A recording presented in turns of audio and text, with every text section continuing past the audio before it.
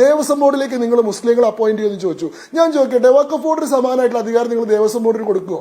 ഈ വഖഫ് ബോർഡിന് ഏതെങ്കിലും ഒരു ഭൂമി വഖഫ് ഭൂമിയാണെന്ന് സ്വമേധയാ നോട്ടിഫിക്കേഷൻ പുറപ്പെടുവിക്കാനുള്ള അധികാരമുണ്ട്. ഏതെങ്കിലും ഒരു ഭൂമി വഖഫ് ഭൂമിയാണോ അല്ലയോ എന്നൊരു തർക്കം ഉടലെടുത്തു കഴിഞ്ഞാൽ വഖഫ് ബോർഡ് അത് പരിശോധിച്ച് സ്വന്തം നിലയിൽ പരിശോധന നടത്തിയിട്ട് അവർക്ക് ബോധ്യപ്പെട്ടാൽ അത് വഖഫ് ഭൂമിയായിട്ട് നോട്ടിഫൈ ചെയ്യാം. അങ്ങനെ നോട്ടിഫൈ ചെയ്ത് കഴിഞ്ഞാൽ ആ ഭൂവുടമസ്ഥന്മാരുടെ എല്ലാ അവകാശവും അവിടെ സീസ് ചെയ്യപ്പെട്ടു. അവർക്ക് പിന്നെ നികുതി അടയ്ക്കാൻ പോലും പറ്റില്ല. ഇത് വഖഫ് ഭൂമി അല്ലെന്ന് പിന്നെ അവർ കോടതിയിൽ പോയി തെളിയിക്കണം. ബർഡൻ ഓഫ് പ്രൂഫ് അവരുടെ മുകളില. ദേവസ്വം ബോർഡിന് ഒരു ഭൂമി ദേവസ്വം ഭൂമിയാന്ന് വാദം ഉണ്ടെന്നിരിക്കട്ടെ, ദേവസ്വം ബോർഡിന് എന്താ ചെയ്യാൻ പറ്റും? ഇതേപോലെ നോട്ടിഫിക്കേഷൻ ഇറക്കാൻ പറ്റുമോ? അവർ സാധാരണ ഏത് പൗരനെയും പോലെ സിവിൽ കോടതിയിൽ പോയി വർഷങ്ങളോളം കേസ് നടത്തിയിട്ട് ഈ ഭൂമി ദേവസ്വം ഭൂമിയാണെന്ന് സ്ഥാപിക്കണം.